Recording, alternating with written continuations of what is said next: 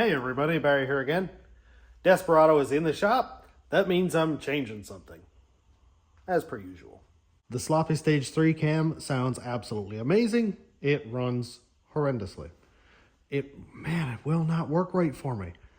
I put it in gear, I drive around, I hit the brakes, it shuts off. I come to a stop, it shuts off. I try to idle through the grocery store parking lot, it shuts off. I'm not a tuner. I will preface that right away. I'm not a tuner. I do have a lot of experience tuning GM stuff and cams and turbos and all that stuff. I've been at it for a long time. But this one, man, is just not working for me. It will not do it. And I can't put enough throttle cracker in it. I can't put enough base running airflow in it.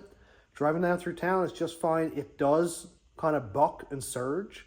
So I don't know if that's to do with the tune or the long-term trims being contrary or if it's the cam.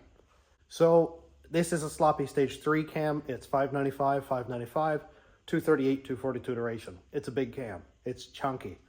I have a 3200 stall converter in this, which you would think that'd be enough, but apparently not, because it does load up pretty good. When I'm in the drive-through, I don't have to hit the gas. I just let off the brake and it creeps along on its own.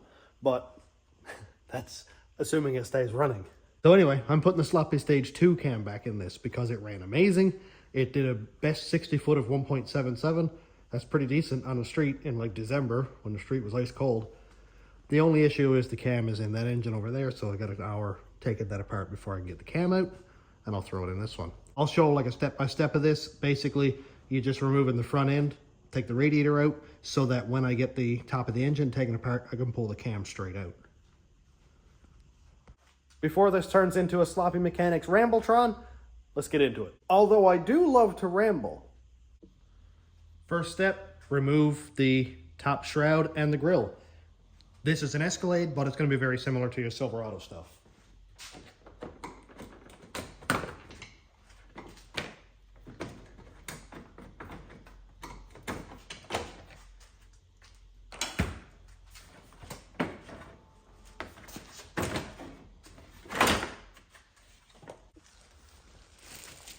I replaced the engine in this not very long ago, and I used new coolant. So what I like to do is grab a garbage bag and put down into my tray, stuff that in onto the radiator and pull the hose. It will fill up the garbage bag, but I won't have to worry about filtering out my coolant too much because it won't be in this nasty tray. And I can never find anywhere sensible to put the trouble light where it isn't right in my eyes. That's pretty normal, isn't it? Look at that, it's right in the way. Let off the lower coolant hose.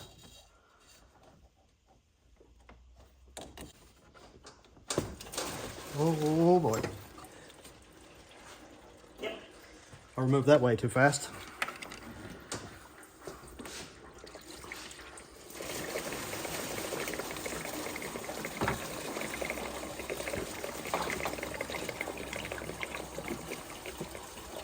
It's messy, but it works. You're going to want to remove your air intake pipe. Now I've got a turbo on this, so mine comes up from the driver's side to the throttle body. Yours is probably going to go across if it's natural aspirated. Just get it out of the way.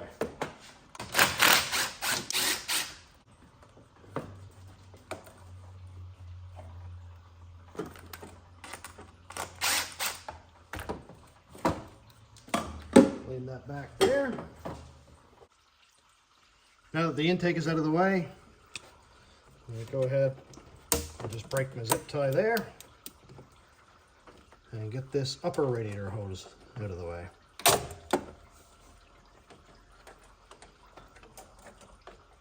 God, I hate these clamps. They're the worst.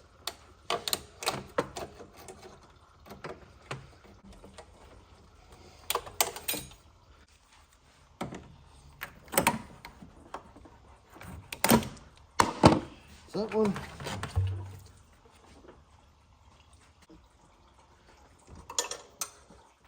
$15mm wrench to remove the belt.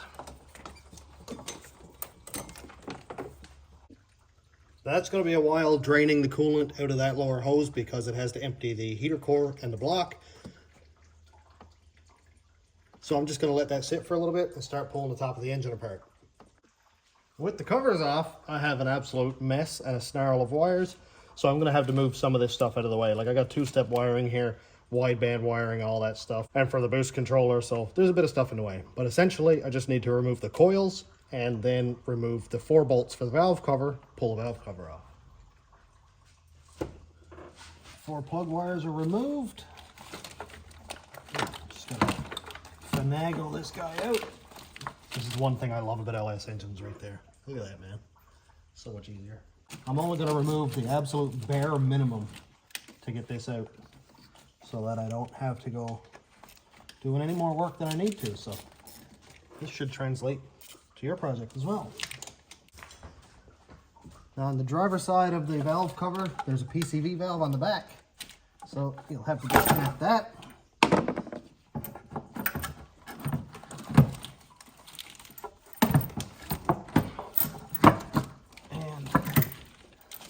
There's the valve cover. Get an 8mm, loosen all the rocker arm bolts.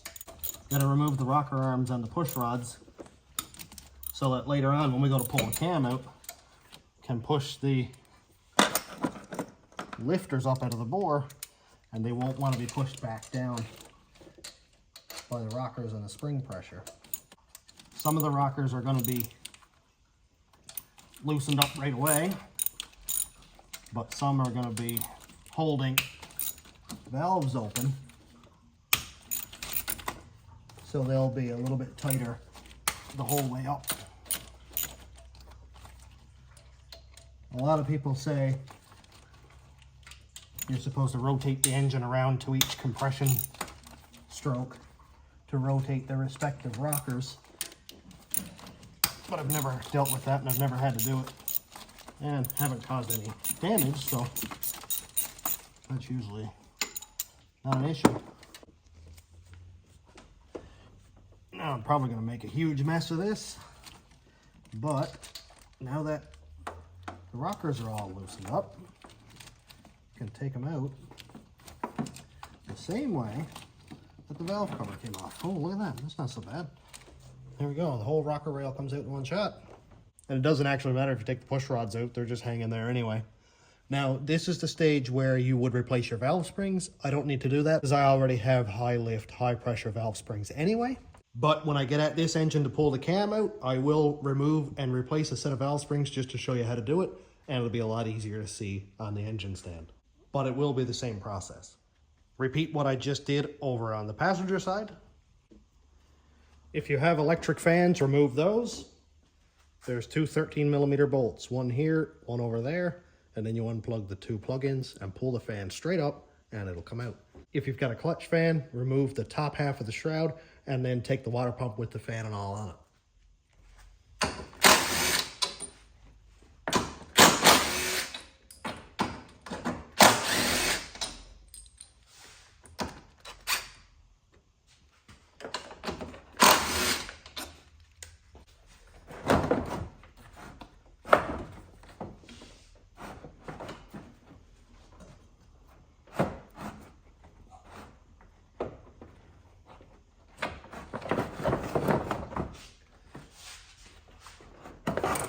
Over on the passenger side, be careful of the nipple for the steam vent. That's this guy right down here. Of course, the radiator has to come out. Here it is right here. The only thing you have to disconnect from there is the coolant bottle and the little steam vent port right there. Easy enough. I laid my transmission cooler up out of the way. I didn't disconnect it. You can do the same with yours if you have a transmission cooler. Now, if you have air conditioning, it's probably going to be a little more difficult, and you may have to remove this bar and lean your AC condenser out, or worst case scenario, you disconnect it and go get your AC recharged after. If you're doing hot rod stuff and if you live in the Rust Belt, well, you probably don't have AC anyway. Next up is going to be a little bit of a mess. That is to remove the water pump. It's going to drain out a lot of the fluid anyway when you let go of this lower radiator hose, and most of it is going to come through the little air bleed in the thermostat, and it's going to come out if you wait long enough. But there's always going to be some coolant left in the water pump, in the lines, that kind of thing. And when you let it off, it's going to drain down on the floor. So put a bucket or park over the nearest storm drain. 6 bolts in the water pump. There's 3 on each side. I'm not going to let go of the heater core hoses or anything like that. They're kind of hard to get off on this truck, so if I can get away with it, that'd be great. And I'll just lean the water pump down to one side.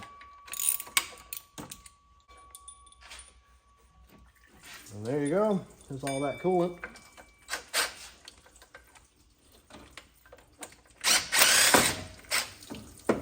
It's going to make a mess. That's all you can do. There we go. I'm just going to lay the water pump right over here to one side. Now I can get at the entire front of the engine. No worries at all. It was actually pure luck that I laid the water pump where it is, and it's draining right into my tray, so that's perfect. 24mm socket for the crank pulley. Impact gun may take it off, it may not, so you might have to stop the crank from turning. Let's see what this one does. Oh, it worked. I just put this engine together fairly recently, so that bolt hasn't been seized in there for 20 years. To remove this crank pulley, there's 3 notches on the back of the pulley, and you can buy a specific LS one, but it doesn't fit every one of them, so I just use a 3-jaw puller, and I put an extension on there. I also take a shorter 3-inch extension, pop it in the end of the crank. Now this is kind of a weird spot. I'm used to doing this on the stand, but it's still possible. And I'm going to have to use a universal because the rad support is in the way.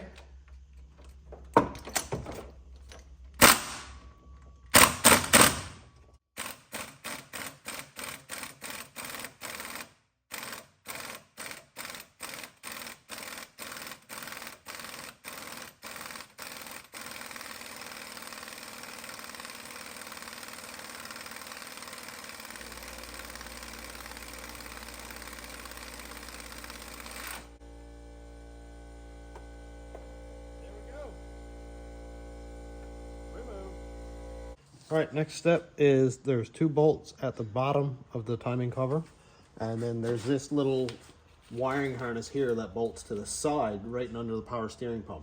I already got that bolt taken out. And then the bolts around the front of the timing cover.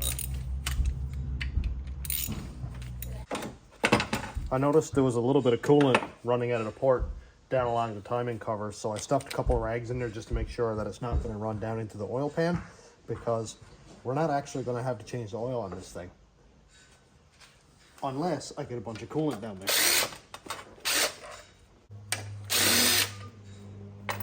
Alright, that's all the bolts out. Now just pop the cover off. There we go. I'm going to leave the gasket. There's the cover. Man, look how clean that thing is inside. Dwayne sandblasted and powder coated this for me, and it looks phenomenal. And there's the cam.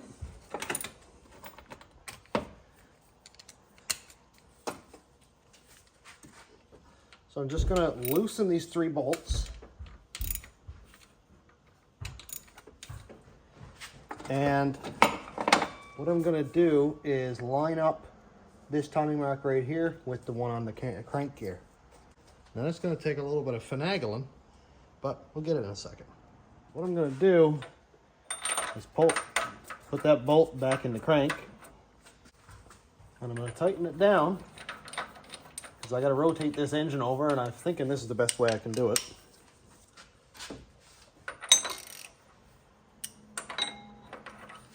Even though I'm probably still going to skin my knuckles out.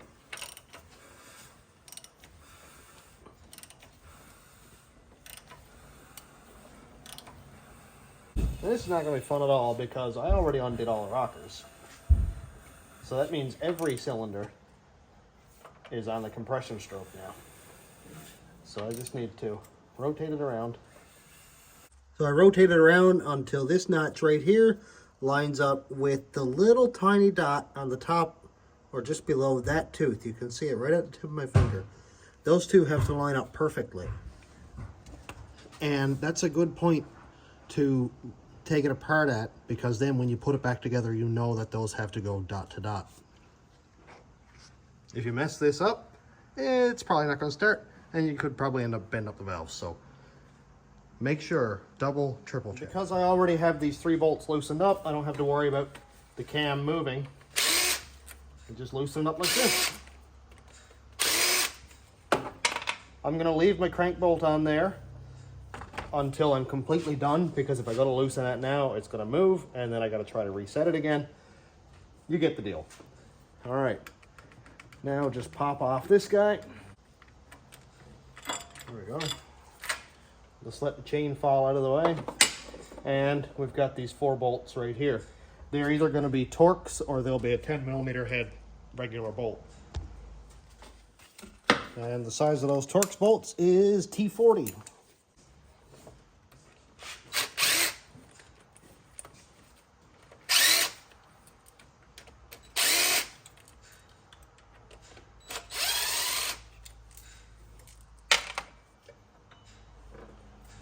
There's a cam plate. One thing about this guy, and it's going to be kind of hard to see, but you see how you can tell the gasket is above that black plate surface? That means the gasket is good and you can reuse it. It isn't flattened out anywhere, it isn't torn, and it's just fine. If you take off a factory one, it's going to be basically dead flat, and you should replace that every time.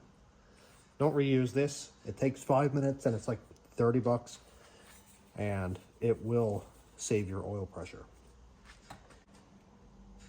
All right, so now comes the kind of tricky part, and that's getting the cam out without all the lifters falling down into the block. That would suck.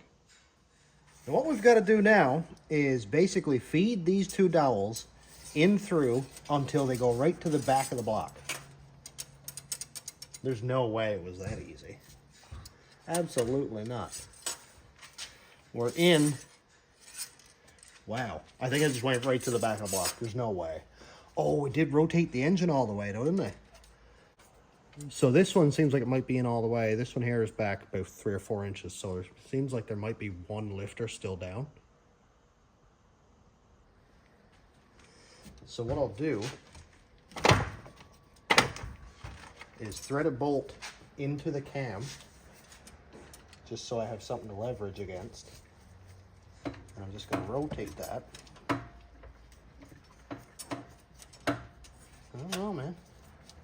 I might do it. It might be it. I'm just going to compare all the lengths of them. Actually, you know what? This one is that much longer anyway.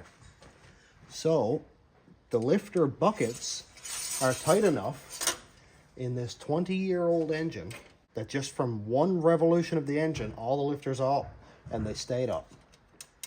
That's great. All right, I'm gonna chance it. I'm gonna pull the cam out. Make sure these dowels do not come out. And I'm just gonna pull this. Yep.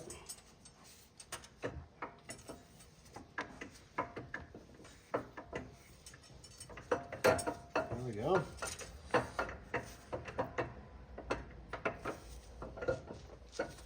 And as long as the cam is coming out, you know that there are no lifters down in the bore. Be careful of the cam bearings. Mainly, be careful that you don't look at the cam bearings. Because if you look at them, you got to replace them. And there we go. Sloppy Stage 3 cam is out. I'm going to go pull the cam out of this engine. We don't need to see it, but I will do a demo of the valve springs right now. Valve spring time. Before we start, need a couple tools. This is an air chuck valve spring holder. So you screw this one in here. That's into the spark plug hole. Screw it in that far. Then I'll take my valve spring compressor tool. This one is specifically for LS engines and the LS1, LS2, that style. Anything with valves that are not offset. Here's the block. This tool makes it way easier. I've used the old crank down style ones, the ones that try to kill you every time you use them. They're okay, they work. They work for all of our grandparents, but there are better ways. You just take him. That doesn't need to be torqued down crazy. Then there's this long stud and a nut. So I like to screw that one on so far. Bring it down until the stud is protruding just a little bit. Then you take this guy. This is the one that's going to push down 2 valve springs at a time. That's really exciting. It literally makes it twice as fast. This big washer here applies force directly across.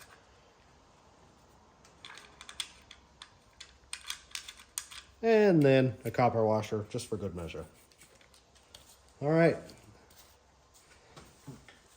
Now we're going to hook up air to this cylinder. The compressor may cut in, but we're going to gun this right in.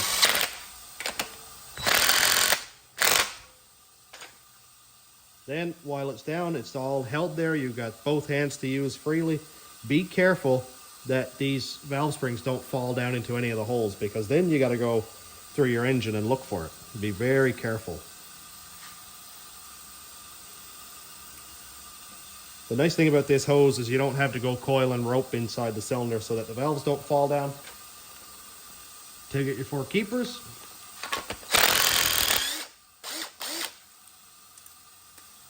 Oh, I dropped it. There we go. Take off the top piece. Take out your stock springs. Put on your new springs.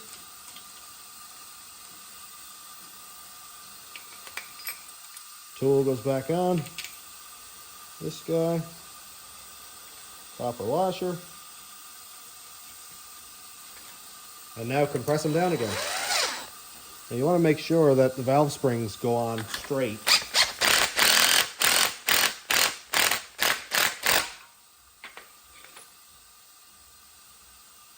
And that'll make it easier to get these little keepers in. Now you can use a little bit of hard grease to hold them in. Not super necessary, but it can help. Put all 4 there. And really the hardest part is getting everything to stay in one place. That's it. Do that for the other 8 cylinders. Your valve springs are all replaced. Alrighty, this is going swimmingly. I actually wasn't expecting it to go this fast. So here's the stage 2 cam.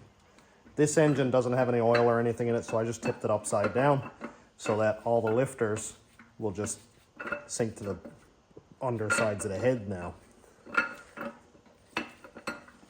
Just pull this one out, being careful. There we go. Out of that engine. And from this point forward, we're on reassembly mode. Now I already had some oil on this, lots of Lucas oil, and this stuff sticks wicked. It stays right where you put it.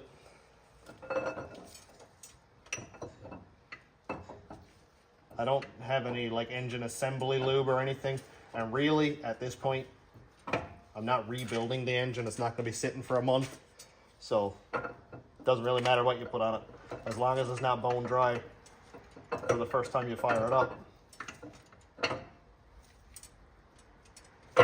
Ow! Got my finger on that one. Okay, here's that. Getting this last one in is always a little bit of a pain, but with sort of a long rod or an extension, sometimes it can make it a little easier.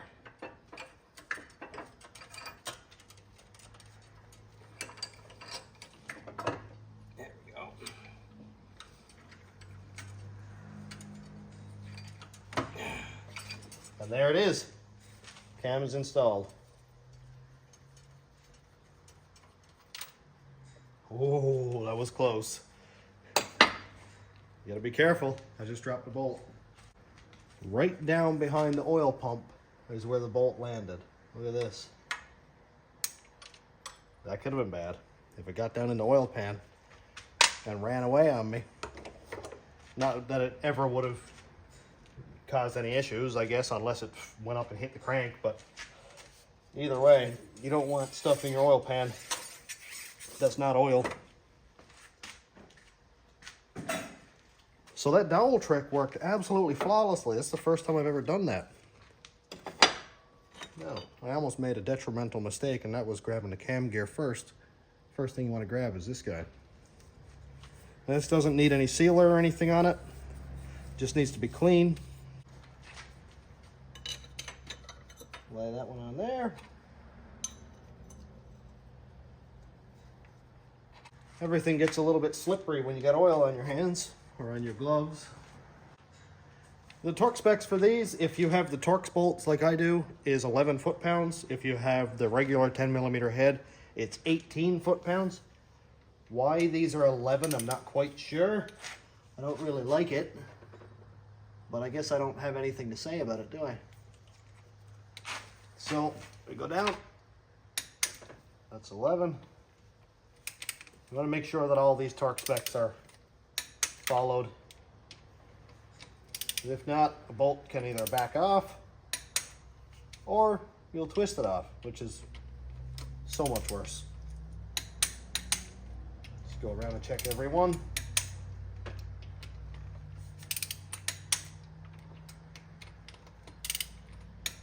And that's it.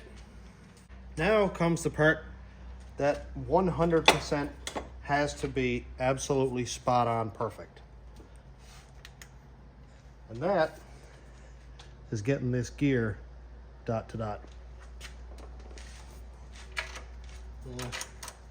From what I can see, my crank didn't move, and with the dot down, the dowel for the cam is over at the 3 o'clock position. So I'm going to turn that now.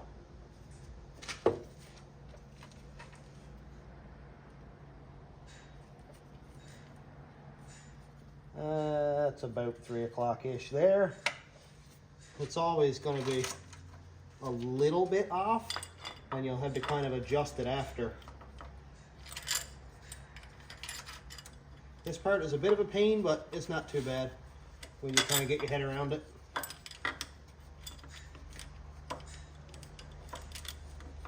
Okay, so cam is 1 tooth off, actually. So I wonder, can I move it all? Yes, I can. Look at that. Okay. So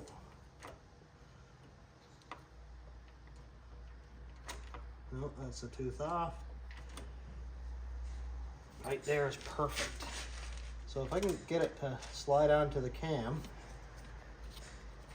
I can get the bolts in there. And if it takes us 20 minutes to do this, that's perfectly okay. As long as you get it right. It doesn't matter about fast. Speed doesn't matter.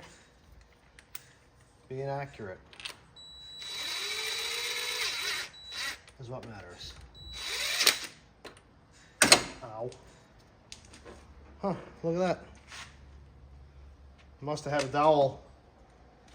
The dowel must have come out of the other cam. Yeah, look at this. Here's a stage 3 cam, and the dowel fell out. That's funny. That's not ideal. I'm glad I caught that, because that could have been bad if it fell down into the oil pan. All right, now one more bolt.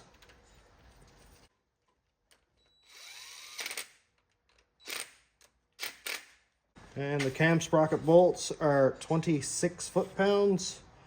So we're going 2246. Tighten these guys down.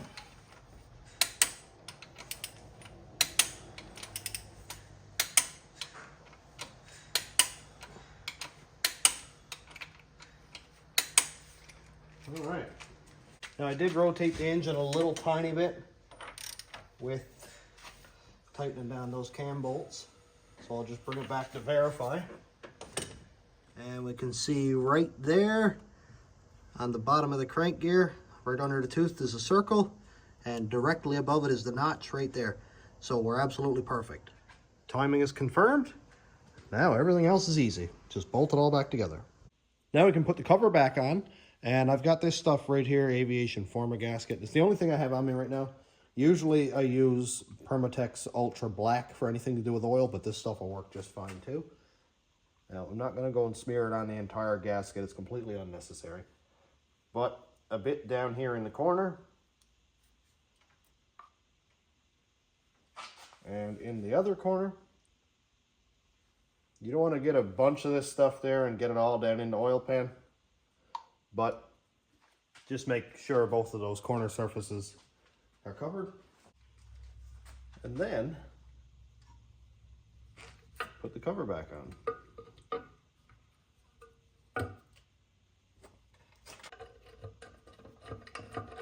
You of course want to make sure your gasket is still there. Mine didn't move, so I'll just leave it. Torque it all up.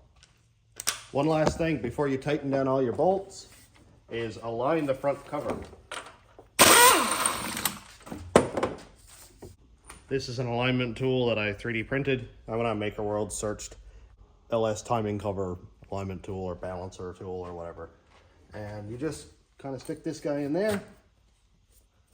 And that is going to allow you to center up the cover.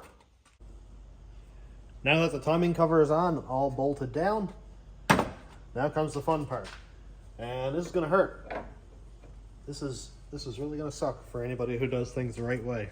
I don't have the correct harmonic balancer installer, which is a long threaded bolt that you screw into the crank, and then you screw a nut in, and it slowly and carefully presses the crank pulley on. I have a hammer. Yes, this is absolutely the incorrect way to do this, and I know people are going to cry about the thrust bearings, but this is what I have, so this is what I got to use. Basically, I have a socket that fits on the outside of the crank flange without touching any of the important bits, and I'm just going to smash it on with the hammer. Either I'll smack it the whole way on, or I'll go until it bites 4 or 5 threads and then pull it in with the impact, which again is the wrong way to do it. If you do it and it messes up the threads, please don't yell at me, because I warned you.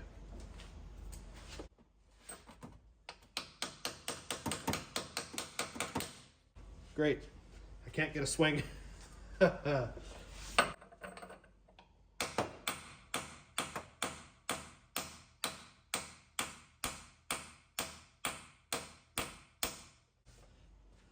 Before I go too far, I will say that Matt on Sloppy heats up the crank flange part where the seal sits and then drives it in with the impact, and it works absolutely perfectly.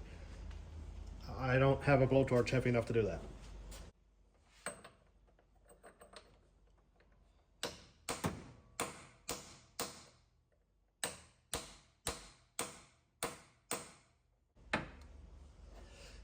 It's in a bit halfway. That's pretty cool. Let's see.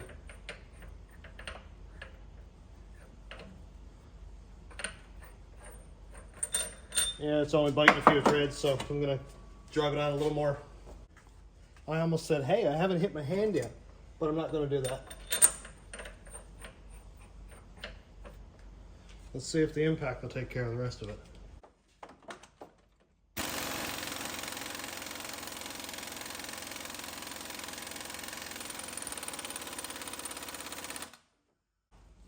Work like a charm. Just to calm down some of the lower engine bay a little bit, I'm going to bolt the water pump back on.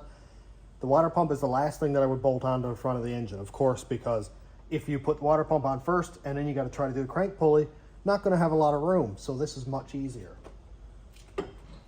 If you've got a front cam sensor, make sure that you plug it back in, or you're going to be wondering why your truck won't start, and that would be annoying.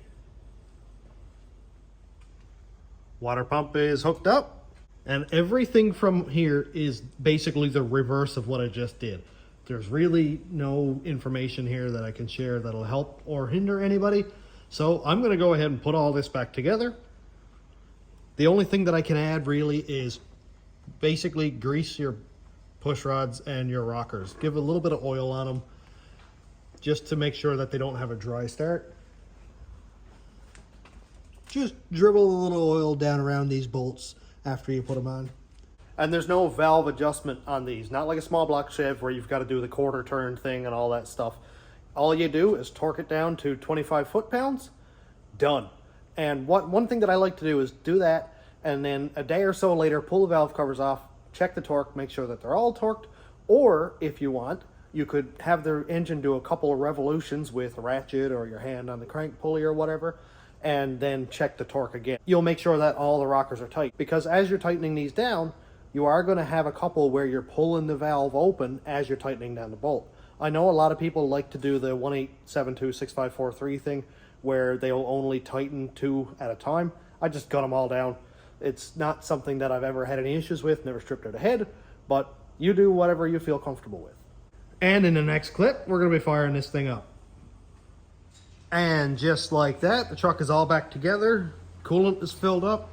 I checked everything, looks good, doesn't seem to be any leaks. Let's fire it up.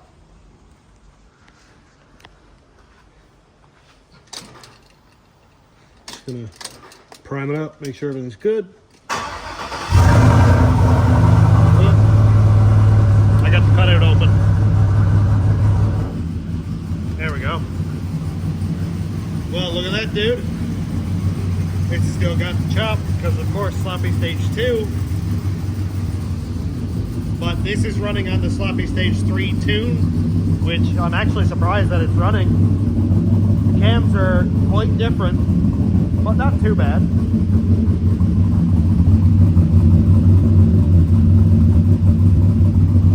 Listen to that idle, man. Sweet. It is running pretty lean. But that's, of course, because there's a different cam in there and it's just going to react differently. But listen to that. Man, it sounds nice and smooth. So I'm going to go load the tune back in this now, but as of now, we're done. Now, I know by the power of YouTube and filming and cutting and editing and all that, it seems like I got it done in 15 minutes. But this is not as big of a job as a lot of people make it out to be. I started this yesterday on my lunch break, and I would say probably a total of 3.5 hours, this truck is running again. And I know, yes, I went to a smaller cam. You're going to be going from a stock cam to a bigger cam. It's the exact same procedure. And of course, I didn't change valve springs, but I wanted to show the process, so we did that on the other engine.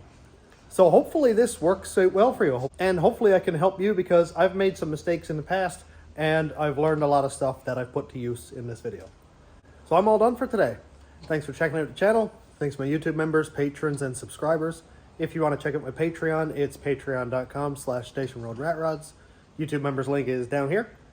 And that just helps out a little bit. Helps with parts and gas and all that fun stuff for the truck and future videos. And thanks for watching. Have a great day, everybody.